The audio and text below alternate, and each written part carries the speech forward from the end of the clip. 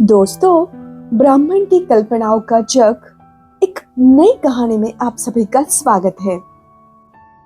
सुंदर सा गांव था। उस गांव में एक ब्राह्मण था जो कि अकेला ही रहता था। वह बहुत ही गरीब था। वह सुबह सुबह गांव जाकर 4 घरों से आटा और नमक मांगकर किसी तरह अपना गुजारा करता था और बाकी समय वह अपने घर में बैठा रहता था, कुछ भी काम नहीं करता था। रोज भिक्षा मांगकर मिले आटे में से थोड़ा थोड़ा आटा बचाकर वह एक घड़े में भर लेता है। आटे से भरा वह घड़ा उसने एक खूंटी पर टांग दिया और उसी के नीचे एक बिस्तर बिछा लिया और उस बिस्तर पर वह लेटा हुआ लगातार अपनी आंखों से उस घड़े को देखता रहता था। ऐसे ही एक दिन ब्राह्मण अपने बिस्तर में लेटा हुआ था और लटकते हुए घड़े को देख रहा था और वह सोच रहा था कि यह घड़ा तो सत्तू के आटे से पूरी तरह भर गया है। कितना मजा आएगा अगर अकाल पड़ जाएगा, अनाज बहुत महंगा हो जाएगा, फिर मेरे पास जो मैंने बचा कर रखा हुआ आटा है उसको मैं बेचूंगा और बेचकर मुझे उसके 100 रुपए मिलेंगे। उस 100 रुपए से मैं 2 बकरियां खरीदूंगा।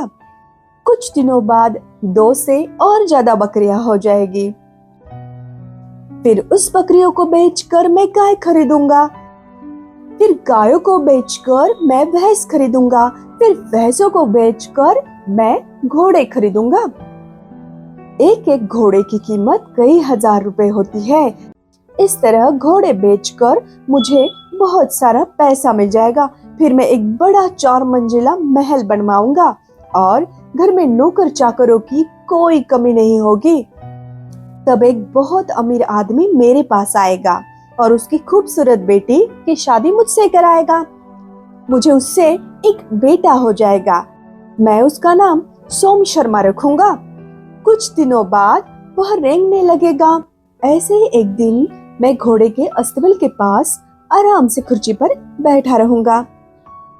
उतने में सोम शर्मा मेरी ओर चला आएगा। मैं अपनी पत्नी को पुकारूंगा और कहूंगा, अरे तुमने सुना, इस बच्चों को उठा लो।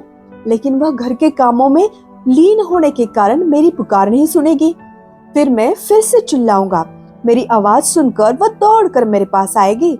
मुझे उस पर बहुत गुस्सा आ रहा होगा और उस गुस्से में मैं अपनी लात उठाकर उसको मारने की कोशिश करूंगा।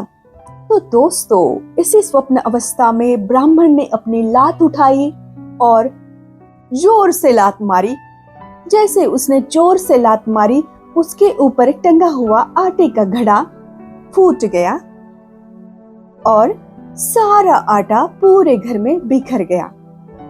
जब ब्राह्मण स्वप्नावस्था से जग गया तो उसे समझ में आ गया कि हम तो स्वप्न देख रहे थे और उसके सारे सपने बिखर चुके हैं।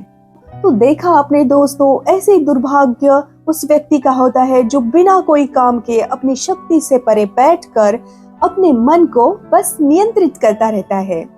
चलिए दोस्तों, आपको मेरी कहानी कैसे लगी? अच्छी लगी हो तो कहानी को लाइक करें, अपने दोस्तों में शेयर करें और अब तक चैनल को सब्सक्राइब नहीं किया होगा तो फटाफट चैनल को सब्सक्राइब करें। बेल आइकन दबाना मत भूलिए। फिर मिलूंगी ऐसे किसी नई कहानी के साथ। तब तक के लिए नमस्कार।